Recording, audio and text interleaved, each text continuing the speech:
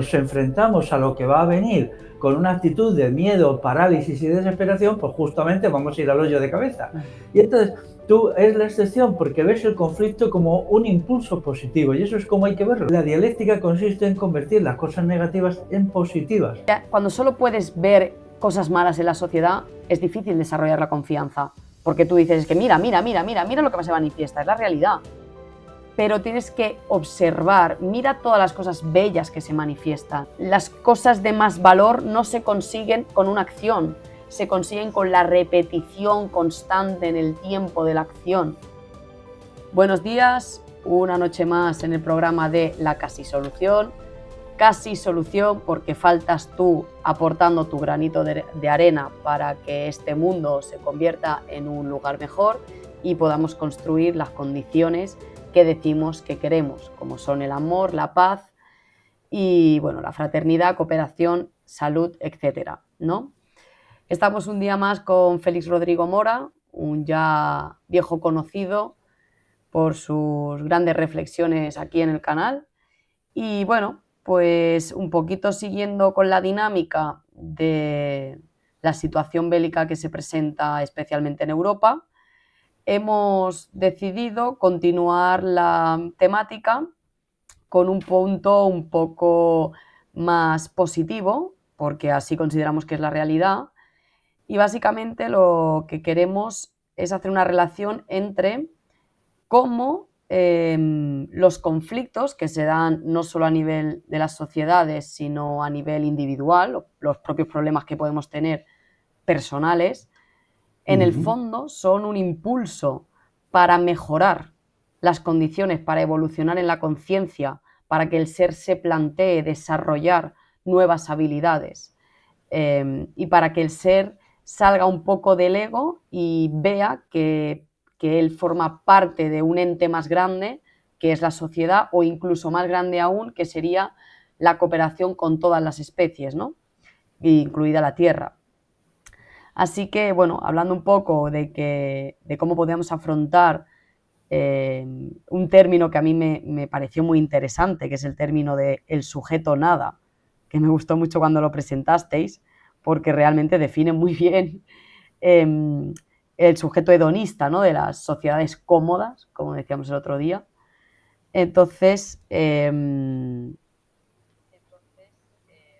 bueno, parece que se escucha bien. Vale, entonces, bueno, dijimos que aprovechando que estamos en una situación de cambio total, que parece que vamos a abandonar ese estado del bienestar del que veníamos y que provocó unas cosas y que vamos a ir hacia un estado que va a generar conflicto, pues vamos a ver cómo sacarle partido, ¿no? Entonces, hemos dividido la temática del vídeo en 3 puntos. El primero sería, vamos a reflexionar en 9 minutos uno y después 9 minutos el otro acerca de las sociedades estables frente a las sociedades caóticas. Después haremos la misma dinámica, pero con el segundo punto, que es el cambio de paradigma ante la situación bélica. Y el tercer y último punto, que sería principios y valores que deberíamos reejecutar, recuperar, restablecer en nuestra sociedad. Pero primero de todo, me gustaría que hiciéramos una breve descripción sobre qué es para nosotros, una definición de, no sé, 3, 4 frases, qué es para nosotros el sujeto nada. Félix, te doy paso si quieres. El sujeto nada es aquel individuo que tiene apariencia humana, pero ya no es humano, sino subhumano, porque la estructura social le ha quitado los atributos propios del ser humano, desde la inteligencia, la sociabilidad, la sensibilidad, la capacidad de convivir. Es decir, es un sujeto triturado que ha pasado de ser humano a ser nada. Y esa es la definición de ser nada, ¿no? Totalmente. Yo también me planteaba, digo, ¿cómo defino brevemente qué es el sujeto nada, ¿no? Y yo siempre, ya sabes que me gusta ir a la base y a la raíz de las cosas. Entonces, para mí, el sujeto nada es el sujeto que se ha vuelto incapaz de experimentar el amor por la vida. Y entonces, esa incoherencia interna de no poder experimentar amor por su propia experiencia, automáticamente hace que odie su experiencia. Entonces, como tú bien dices, entra en una incoherencia muy grande que anula sus capacidades. Y entonces empieza un proceso de autodestrucción que tendría muchísimos síntomas que podríamos definir. Vale, pues para ver por qué, bueno, la primera pregunta sería, ¿consideramos que ahora estamos en una situación donde la gran mayoría de la población podrían estar en el estado de sujeto nada? Sí, indudablemente sí. Vale. Dicho esto, tiene sentido hablar de cuáles son los factores que lo causan y cuáles son los factores que permiten revertir eso, ¿no? Vale. Bueno, pues los factores que lo causan es la estructura de la sociedad. Es decir, el sujeto nada o ser nada es una persona dócil y al sistema de poder, a los poderes le interesa la docilidad, le interesa que la gente sea ininteligente, insociable, falta de vitalidad, falta de energía interior, inmoral. Es decir, todo esto es lo que el sistema necesita para que el individuo sea un trabajador dócil, un votante dócil y alguien que paga impuestos. Y entonces por eso se ha creado el ser nada. Exactamente. Pues entonces a mí me gustaría empezar a reflexionar los 9 minutos sobre el primer punto. Yo lo que había pensado era en tirar una moneda al aire para ver quién empezaba con su reflexión, pero como no tengo una moneda y tú eres mi invitado y yo soy una buena anfitriona, te voy a dejar que pases. Vale, pues por favor, haznos una reflexión que relacione al sujeto nada con el concepto de las sociedades estables y las sociedades caóticas.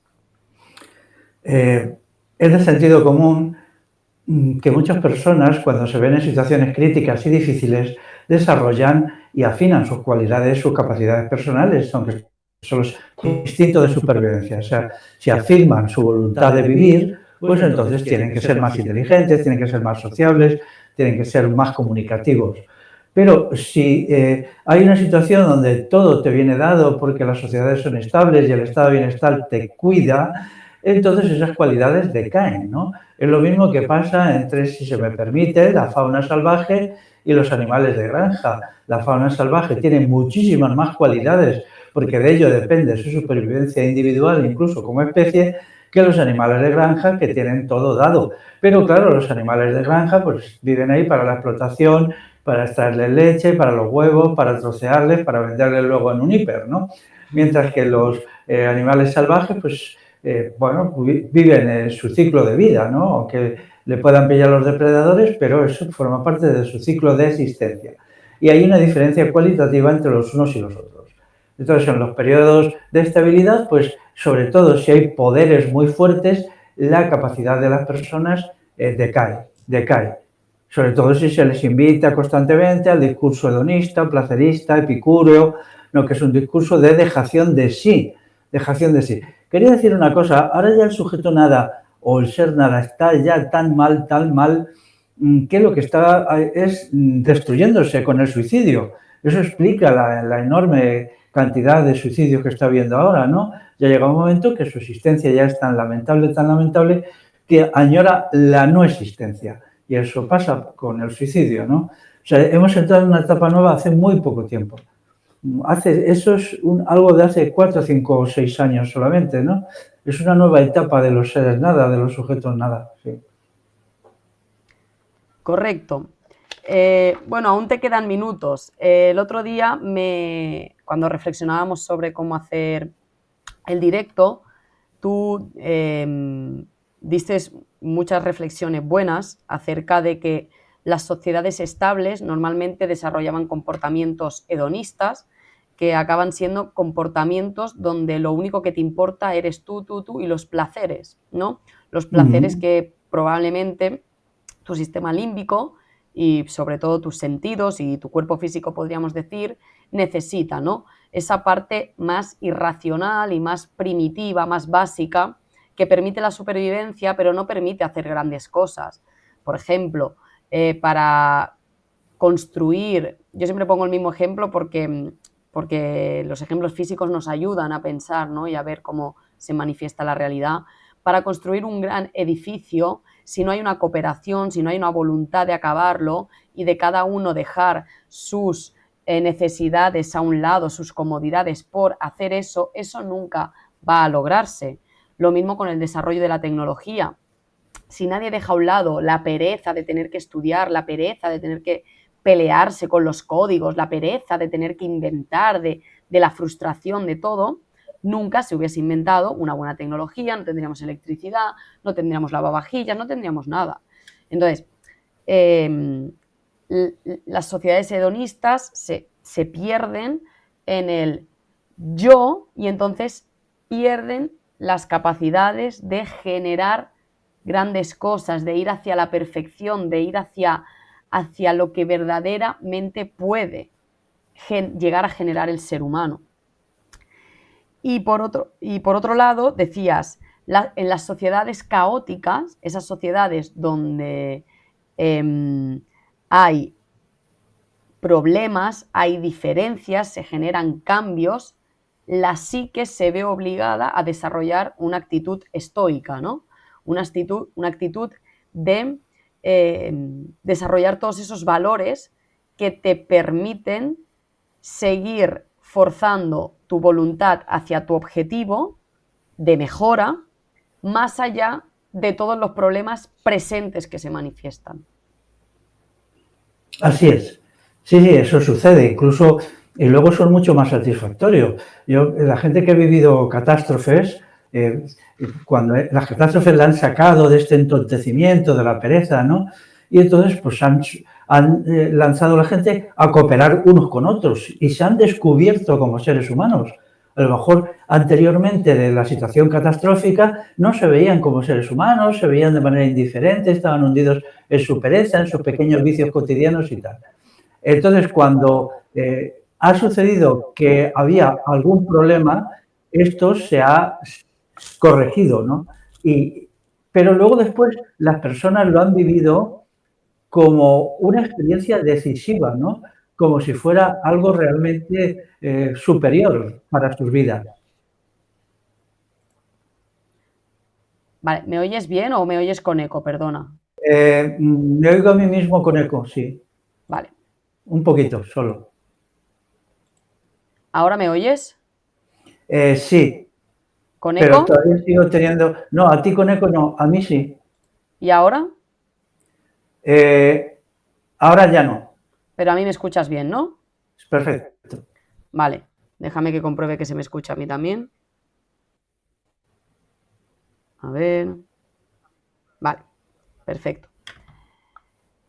Disculpad. Pues sí, y yo lo que pensaba, digo, ¿cuál es el origen, ¿no? de que las sociedades estables pierdan, bueno, de que las sociedades estables al final se autodestruyan, ¿no? Pues el motivo es porque la propia naturaleza siempre quiere avanzar hacia la evolución. Y si nosotros, no me acuerdo si era un vídeo que veía de ti o de otra gente, pero era algo como, la libertad no es algo que consigues y ya lo tienes, es algo que siempre te tienes que labrar, ¿no? Pues las condiciones positivas, las condiciones de virtuosidad son condiciones que siempre se tienen que gestar. Entonces, ¿por qué seguimos cayendo en la estabilidad y esos progenitores que estuvieron en la estabilidad, se les olvida quizá transmitirle a sus hijos la importancia o se les olvida ponerle las cosas difíciles para que no pierdan esas capacidades estoicas? ¿Por qué pasa? Bueno, sucede porque hay una tendencia en la naturaleza humana a la comodidad, a la debilidad, a la sumisión. Y eso se agrava cuando los poderes constituidos te alientan en esa dirección continuamente, ¿no? Porque te alientan a ir por un camino autodestructivo, en definitiva, ¿no? Y se crea un conglomerado de ideas, de prácticas sociales que empujan a las generaciones nuevas pues hacia verdaderamente que es la autodestrucción, ¿no? Porque no se desarrollan como personas, porque en la pasividad no hay desarrollo, eso se ve claramente. Si alguien se tumba en un sofá y está toda su vida tumbado, ¿qué músculos desarrolla? No desarrolla ni su sistema muscular, ni su sistema óseo, ni su sistema respiratorio, ni tampoco su sistema, su corazón, ¿no? Se queda reducido a una persona cada vez más degradada. Pero eso sucede igual en el terreno psíquico, en el terreno de la mente igual. El ser humano, todos los seres vivos están hechos para la acción, cada tipo de acción, la acción pensante o la acción actuante, ¿no? Y entonces, cuando eso se niega porque aparentemente todo está logrado, pues sucede una degradación de la persona. Y eso sucede siempre en todas las tiranías políticas. Recordemos cuando Diógenes el Cínico se paseaba con un candil, ¿no? Por Atenas y le preguntaron, ¿qué haces con un candil por ahí? Y él dijo, estoy buscando a una persona, alguien que sea una persona y solo estoy encontrando mierdas. Esta es la respuesta que él dio, ¿no? Y entonces hay que situarlo en el contexto, no era una extravagancia de la tiranía política que se había establecido en Atenas, ¿no? Porque claro, la tiranía quiere personas calladas, sumisas, irreflexivas, solitarias, todo esto. Pero antes de seguir quiero decir algo que me ha parecido muy importante y que te felicito por ello, que es lo siguiente. Déjame 3 minutos. Sí, pero esto es una loa a Beatriz Ortega Ruiz, que es lo siguiente. Ya algunos gobiernos del este de Europa han sacado un manual de instrucciones para vivir la guerra que viene. En concreto lo ha hecho hace 3 o 4 días solo Suecia, también Dinamarca, no, también Noruega y también Finlandia. Entonces es un manual de instrucciones donde te dicen qué hacer en caso de un bombardeo, qué tienes que hacer si cae una bomba atómica y tal. Es por lo que yo no lo he leído, pero es un folleto de unas 30 páginas en versión papel y me imagino que también estará en versión digital y tal, ¿no? Entonces esto ha originado una ola de terror en estos países y en otros muchos de Europa. Aquí, como no nos enteramos de nada porque vivimos en una beatitud estúpida, pues no ha llegado. Pero cuando se bucea por ahí se ve que muchos países están aterrados.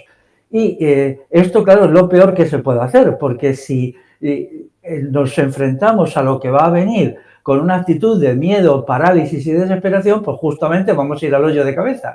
Y entonces tú es la excepción porque ves el conflicto como un impulso positivo y eso es como hay que verlo.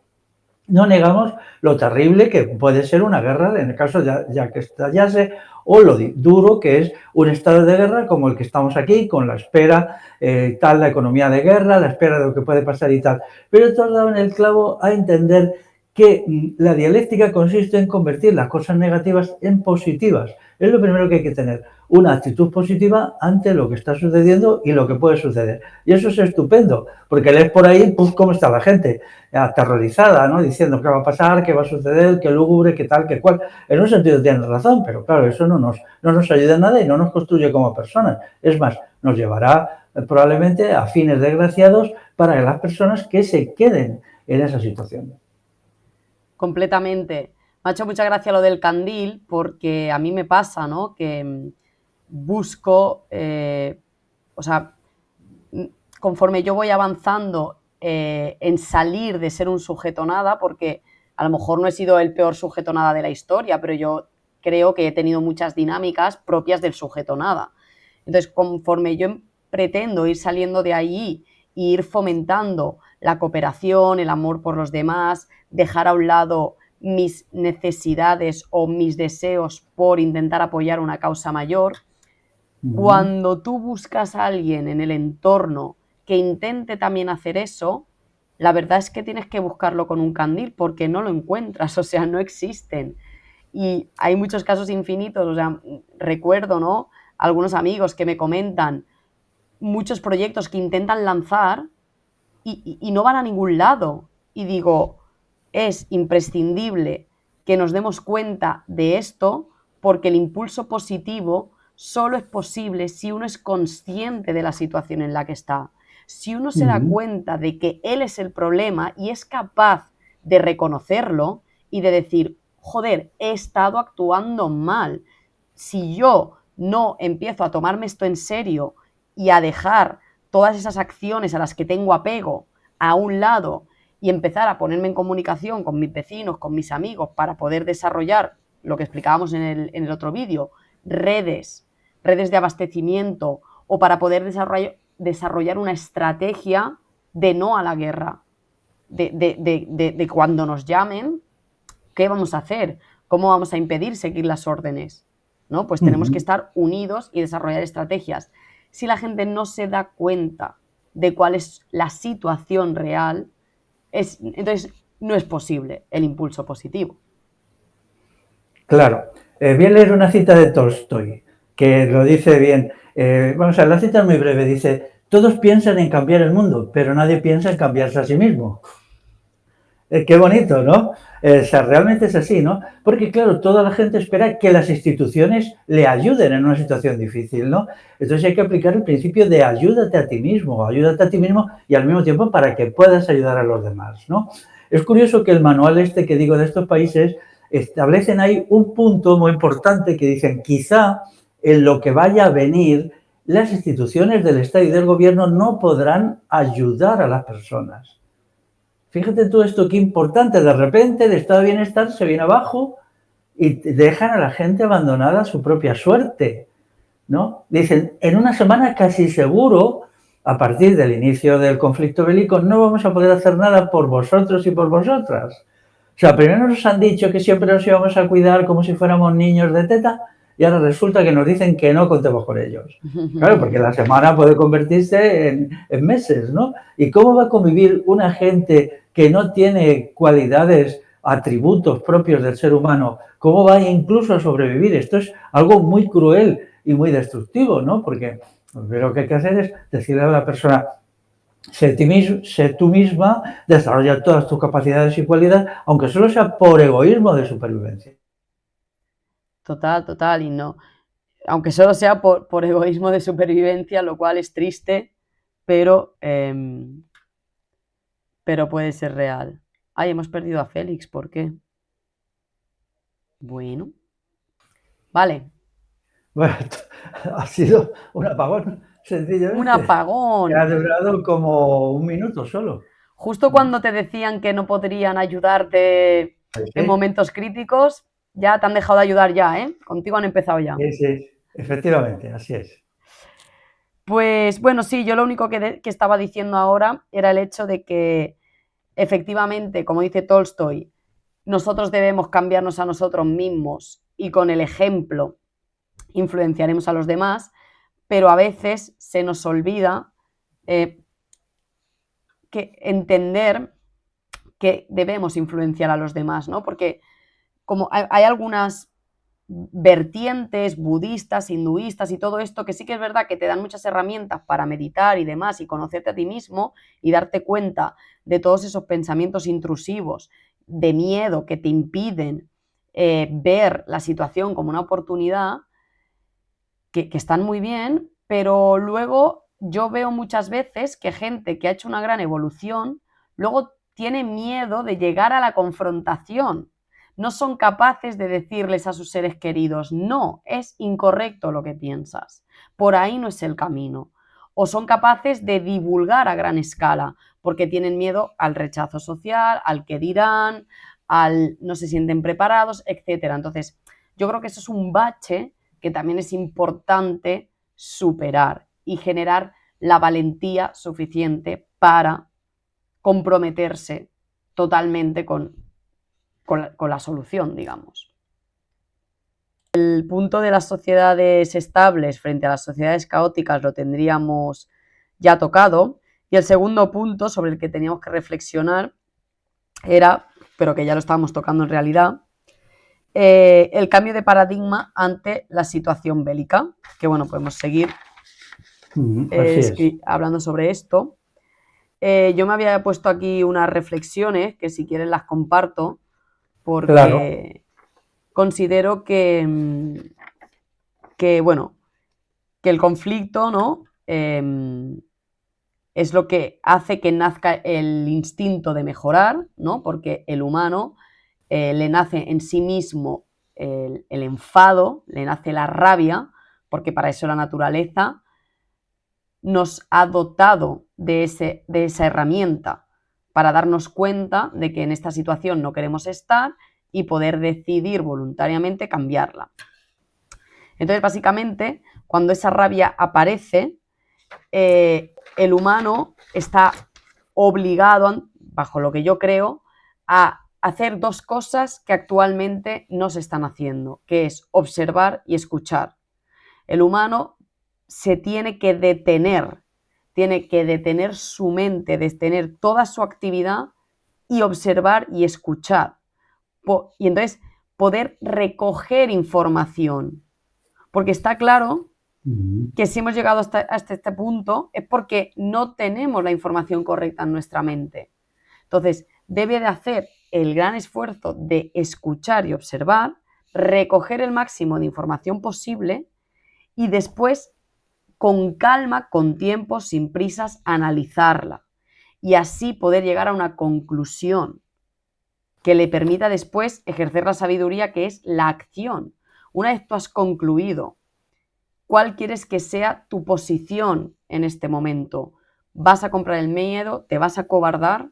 ¿Vas a intentar huir en la mejor de tus posibilidades? ¿En la peor te vas a quedar paralizado ahí muerto de hambre? ¿O decides enfrentar el problema, verlo como una oportunidad y convertirte en una mejor persona y a partir de ahí desarrollar actividades? Pues empezar a conocer a tus vecinos o empezar a estudiar sobre maneras y estrategias de coordinación para lo que decíamos, esconder a las personas o hacer la guerra desde dentro del ejército, etc. Entonces, yo creo que es muy importante ahora mismo ejercer nuestras dos monedas más valiosas, que es el tiempo y la atención, en escuchar y observar, para poder luego hacer una buena reflexión. Claro, en las situaciones actuales, en las situaciones difíciles, hay que abrir la mente a la realidad. Abrir la mente a la realidad significa plantearse que la realidad es lo decisivo y que cuando cambia la realidad, el individuo tiene que cambiar sus criterios. Es decir, la moral, los valores no son estáticos, no son fijos, tienen un componente estático, pero luego hay que adaptarlos a las circunstancias. Entonces, esos cambios en las circunstancias hace que tengamos que seleccionar de todo el bloque o el conjunto de valores que componen la filosofía moral aquellos que se adecuan a las nuevas condiciones. Por ejemplo, en las condiciones actuales, pues un valor muy importante es el autodominio. El autodominio es necesario porque nos vamos a ver en situaciones críticas, en situaciones límites. Mientras que en la etapa anterior el autodominio era una cuestión muy denostada. Había que dejarse llevar, dejarse ir, ¿no? Bueno, en realidad, si crees que no va a pasar nada grave, pues quizás te dejes llevar, ¿no? Precisamente la ideología hedonista siempre es un dejarse llevar. Pero en situaciones extremas tienes que tener un procedimiento de autodominio, de considerarte como un sujeto total en el cual tu inteligencia tiene que estar en sintonía con tu sensibilidad, con tu voluntad, con tus emociones para formar un conjunto coherente capaz de superar las pruebas que se presentan. Correcto, porque ese es el tercer punto que queríamos definir, que era pues qué principios y valores se deben reejecutar. Tú has hablado de un valor súper importante. A mí me gustaría también darle énfasis al tema de los principios. Yo creo que los principios, como bien dice la palabra, es lo que va primero, ¿no?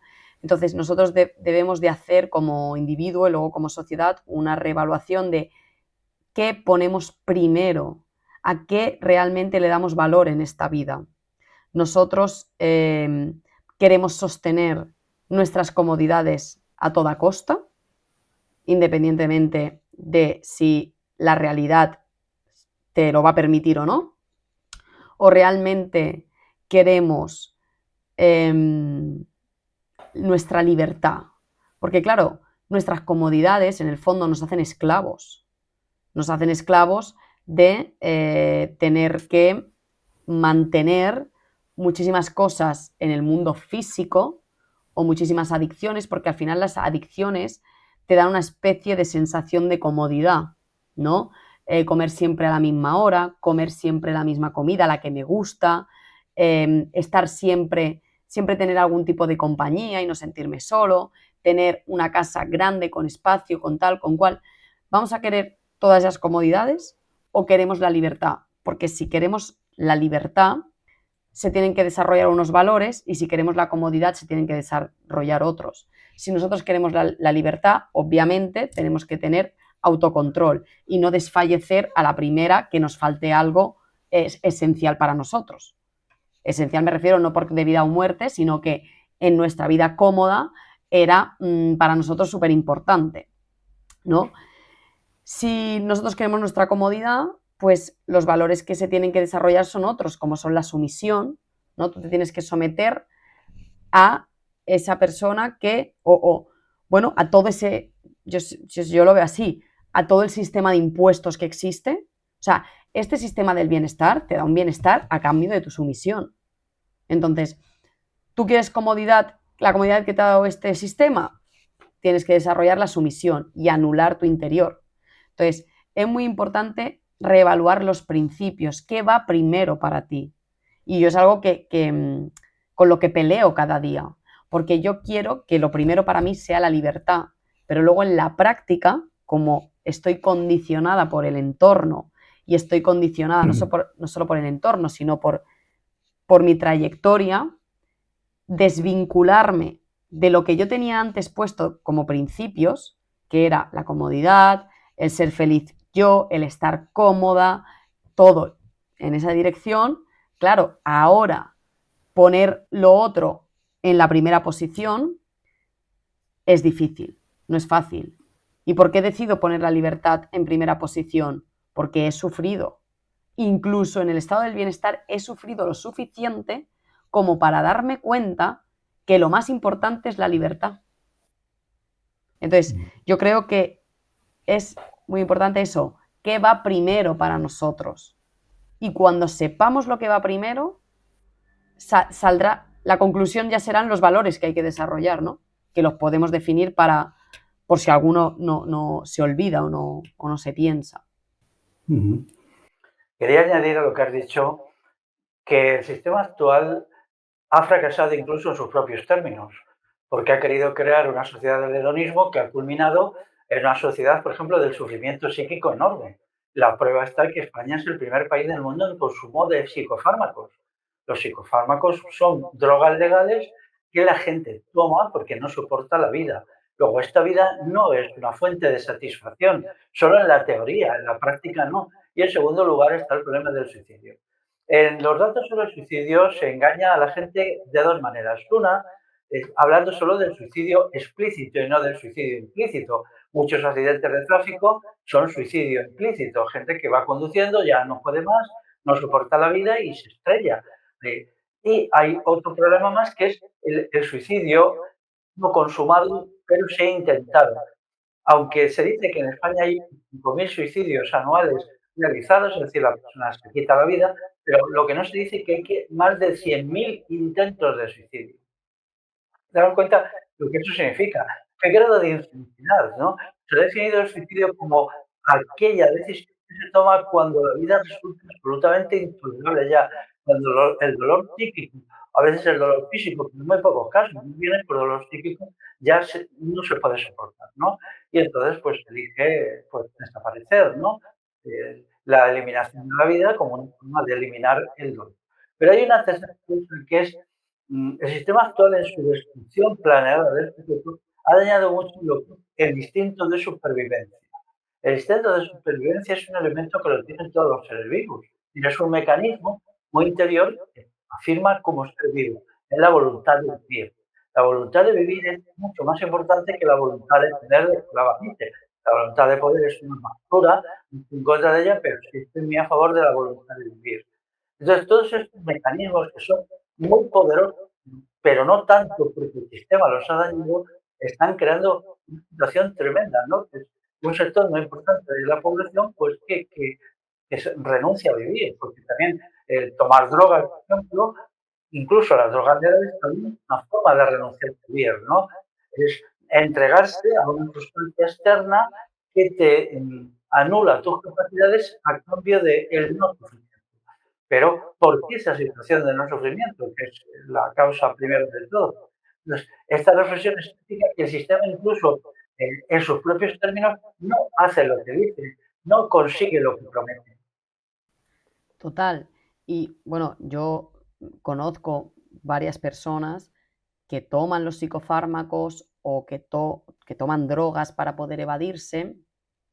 Entonces, ¿qué consejo les podríamos dar, no? Y encima cuando les estamos contando que no es que el propio sistema del bienestar, que era supuestamente un lugar estable y de donde uno podía ser hedonista, es decir, mirar solo por su propio placer y ser feliz porque estaba muy bien. O sea, no es solo que les estamos diciendo que eso le causa un sufrimiento muy grande, sino que les estamos diciendo que la destrucción de ese sistema va a causar aún un conflicto mayor, ¿no?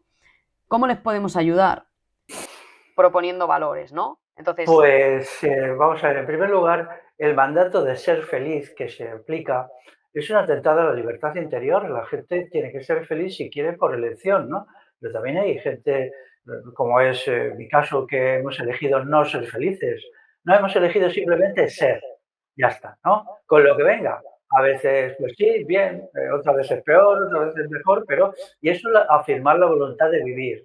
Por lo tanto, la insistencia en la idea de felicidad es una violación psíquica de la persona, ¿no?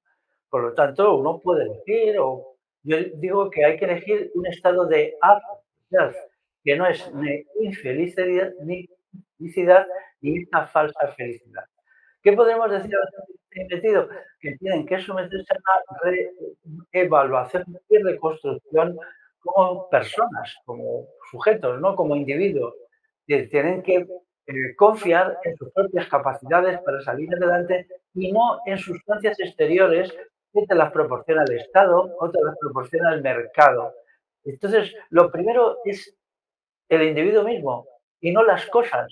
Esa idea tan horrible, tan asquerosa de hoy día, que las cosas dominan a las personas, no es verdad. Es decir, perfectamente se pueden prescindir de las sustancias, sean legales, alegales o ilegales, o lo que sea, y tener confianza en uno mismo. Puede ser que se pase por un periodo de sufrimiento, pero hay que también perder el miedo al sufrimiento. El sufrimiento psíquico, en gran medida, es miedo al sufrimiento. Es curioso, ¿no? Yo diría que el sufrimiento psíquico se compone de sufrimiento en sí y el 10% y el 90% es miedo al sufrimiento. Entonces, si uno acepta con serenidad lo que le va a venir, es muy importante la recuperación de esa serenidad, decir, bien, pues si tengo que sufrir, voy a sufrir, ¿no? El sufrimiento es parte de la vida, es una parte muy importante de la vida. Los seres humanos no podemos dejar de sufrir porque ontológicamente somos criaturas muy conflictivas. Por ejemplo, estamos sometidos al principio de la finitud. No solamente porque somos mortales, sino porque en cada momento de nuestra vida tenemos que elegir. Y la elección es terrible porque elegimos algo, pero a cambio de no elegir otras cosas. Toda afirmación es una negación. Si yo estoy aquí, no puedo estar a 3 metros de aquí o a 3 kilómetros, ¿no? Entonces eso nos recuerda nuestra finitud, nuestras limitaciones, nuestras incapacidades. No vamos a hablar luego de la dificultad que el ser humano tiene para llegar a conclusiones completamente creíbles, lo cual siempre nos condena a la duda, ¿no? Como el conocimiento siempre es muy problemático, esto lo explica algunos filósofos muy bien, ¿no? Y entonces, pues, ¿cómo podemos reaccionar ante todo eso? Pues con un principio de la serenidad. Este es un valor fundamental. La serenidad se basa en admitir el dolor. Una parte de la vida no le tenemos pánico, tampoco lo sacralizamos, ¿no? Pero consideramos que el dolor es constructivo porque nos construye como seres humanos más fuertes. El dolor proporciona la virtud de la fortaleza. Precisamente la partícula vir en latín de virtud significa exactamente en las formas más antiguas del latín, significa solamente fortaleza. Entonces, la partícula vir, ¿no? Los han derivado palabras del vir, ¿no?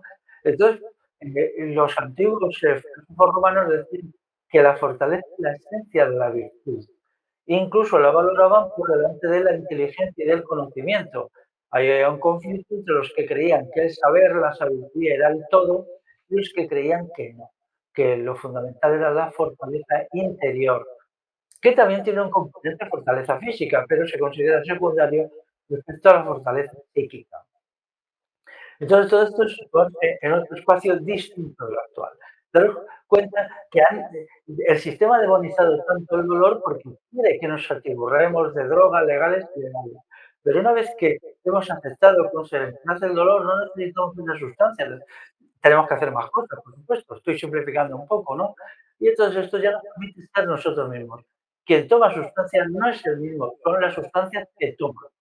Y entonces es una renuncia a ser que se aproxima al suicidio, que es la renuncia a ser totalmente, ¿no?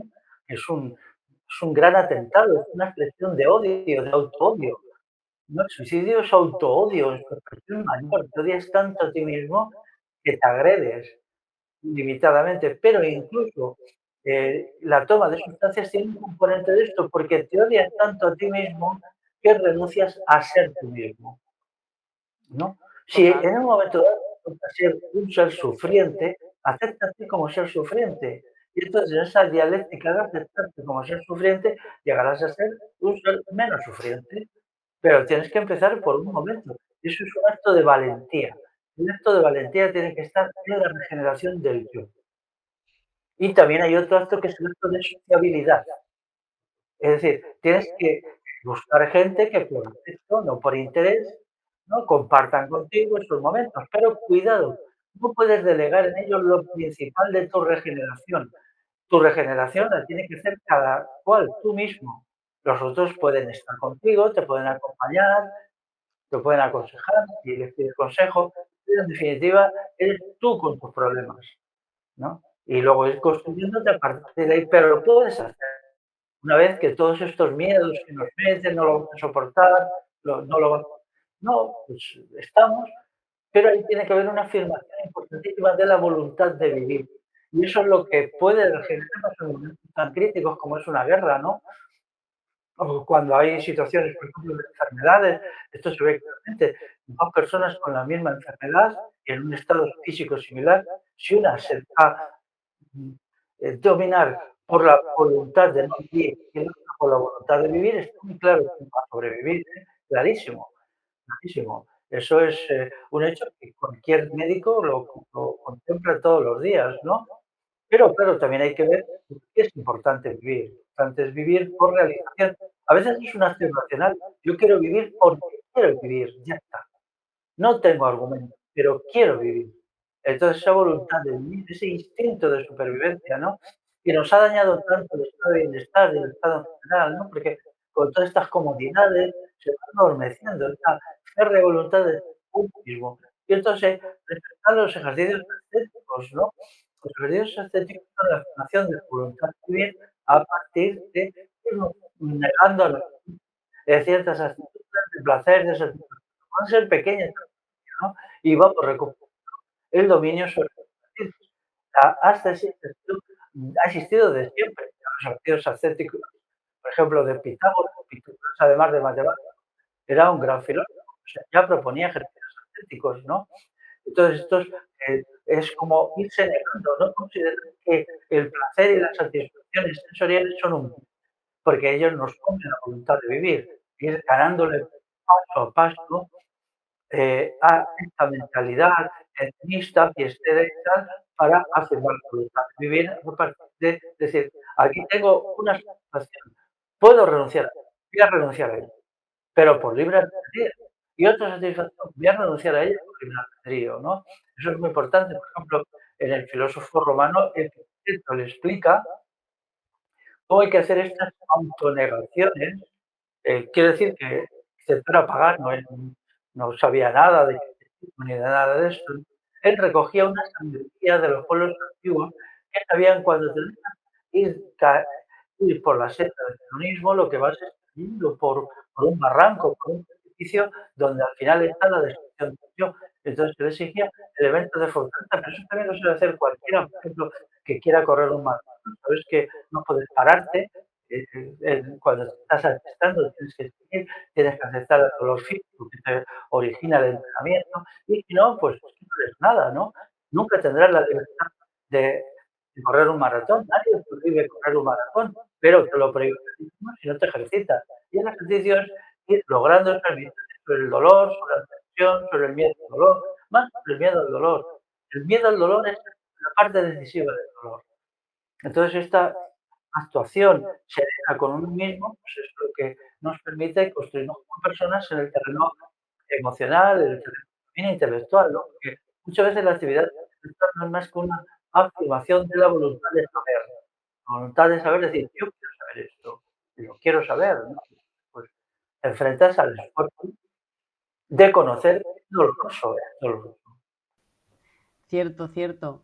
Yo de hecho me pasa que cuando, es una cosa que trabajo bastante, que cuando estoy en un momento, digamos, de euforia, que yo noto que mis expectativas se están cumpliendo, ¿no? Es un momento de auge, de satisfacción porque has conseguido tus objetivos, tal. Yo antes, yo no me hacía esta reflexión, pero de unos años atrás me hago la reflexión de decir, está muy bien, Bea, disfrútala, lo has conseguido, te estás dando cuenta de que tus esfuerzos, la perseverancia, todas esas voluntades que has puesto, ¿no? La fe en que eso, si había constancia, saldría, ha sucedido, pero no te olvides que eres un ser sufriente, que eres dual y que igual que estás en la alegría, puedes estar en el dolor. ¿Por qué me lo recuerdo? Porque si no, a mí yo me puedo autoengañar y decir, así es como quiero yo estar. Y si yo me digo a mí misma, así es como quiero yo estar, cuando inevitablemente la realidad se manifieste y venga el periodo de sufrimiento, porque vendrá, yo no estoy preparada porque he bajado la guardia. Entonces quiero combatir ese momento y ahí es cuando pierdo el control de mí misma. Y ahí es cuando me puedo desencadenar en una vorágine de acciones que me lleven a la autodestrucción. Adicciones, ansiedad, dormir mal, sufrir en exceso, etcétera, etcétera. Y aunque lo intento practicar, aún me sigue pasando que a veces se me olvida y cuando llega por primera vez el sufrimiento, siempre hay un intento de negación, de no, no, no, no, no. Y luego me río, o sea, en el fondo me río porque veo a mi mente automáticamente buscar el pensamiento que me convenza de que eso no está sucediendo. Entonces es una batalla yo por buscar el pensamiento que me ayude a mí a decirme, no, esto no está sucediendo. Y cuando ya es tanto el sufrimiento y está sucediendo, llega un momento que digo, ya está, se acabó. Me siento calmo, dejo de intentar ocupar mi tiempo para evadir mi mente y digo, vea, está pasando, está sucediendo. Lo que no querías que pasara porque te daba miedo de que te generase dolor, está sucediendo. Deja de evitarlo, ya está, no pasa nada, no es tan terrible. Ya está, relájate. Y en ese momento se hace la paz. Se hace la paz porque he aceptado el sufrimiento. Entonces, te paras a pensarlo, te quedas así y dices, pues es que no es para tanto en realidad. O sea, o sí, aunque sea para tanto, te quedas ahí y dices, pero es que sufría más, porque una cosa que genera el sufrimiento cuando es agudo es parálisis física también y debilidad, porque tu cuerpo está tan concentrado, o sea, yo al menos es lo que experimento, no sé, creo que a la naturaleza biológica le cuesta mucho gestionarlo y te debilitas, te quedas como un poco débil. Entonces, yo en esa situación débil, intentar hacer un montón de acciones, por ejemplo, si yo estoy sufriendo mucho y quiero seguir con todas mis actividades intelectuales, a mí me cuesta. No me concentro en la lectura, no me concentro en lo que sea que estoy aprendiendo. Entonces, eso me genera más sufrimiento aún, porque tengo el sufrimiento de antes y el sufrimiento ahora de no poder hacer lo que quiero hacer, que es concentrarme en la lectura. Entonces, voy a dejar ese sufrimiento extra de querer hacer algo que ahora no puedo y me quedo con el sufrimiento inicial del momento y dejo que vaya pasando, que vaya pasando, que vaya pasando.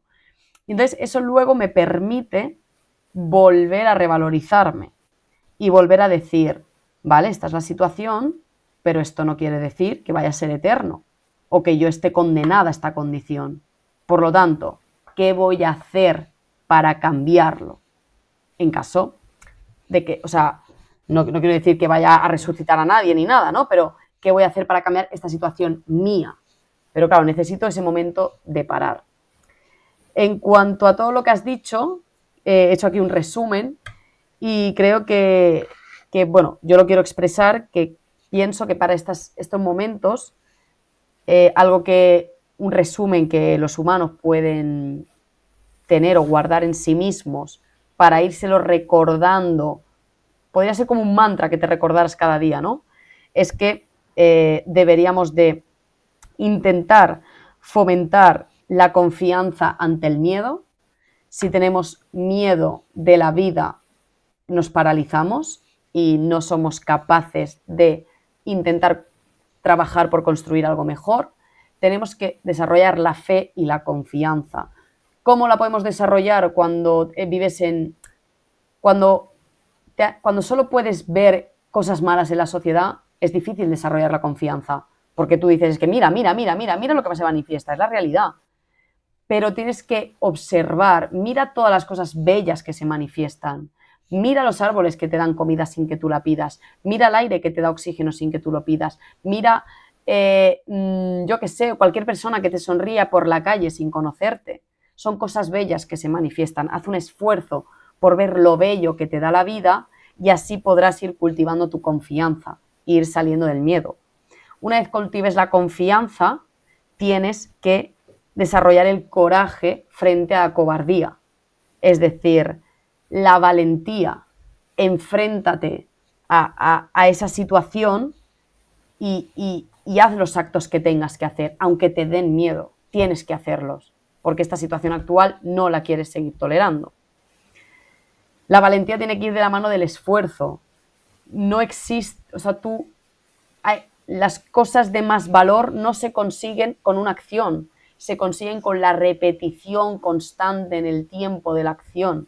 Si yo quiero mejorar mi concentración, no sirve que lea una página un día. Tengo que esforzarme en leer meses y luego ya tendré la capacidad de concentración. Entonces, el esfuerzo es muy importante. La pereza nos destruye. Lo que tú has dicho, si te quedas en tu sofá, el músculo se atrofia. Entonces, una cosa es el descanso y otra cosa es la pereza y tenemos que diferenciarlas. La pereza destruye, el descanso es totalmente necesario. No vas a estar todo el rato en actividad. Y luego el tema de, yo como consejo diría, una de las habilidades que tiene que desarrollar el ser humano es la persistencia, que no obtener el objetivo que tú deseas aquí y ahora no te impida seguir trabajando por él, aunque sea el resto de tu vida. Yo quiero generar una sociedad mejor. ¿Cuándo acaba eso? Nunca. Siempre va a poder ser mejor. Por lo tanto, es un objetivo para toda mi vida. Yo siempre tengo que persistir en las buenas y en las malas. Y otro consejo que yo daría es no obsesionarse con la perfección, porque querer buscar el momento perfecto para actuar o la palabra perfecta para decir o hace que no hagas nada porque no existe la perfección, nunca lo vas a encontrar. Entonces, no tires la toalla, no digas, ninguna estrategia es buena porque le da un par de vueltas y nada, todas me parecen mal. Coge la mejor que encuentres, pero no por la búsqueda de la perfección caigas en la no acción. Yo para cerrar los consejos que daría. Muy bien.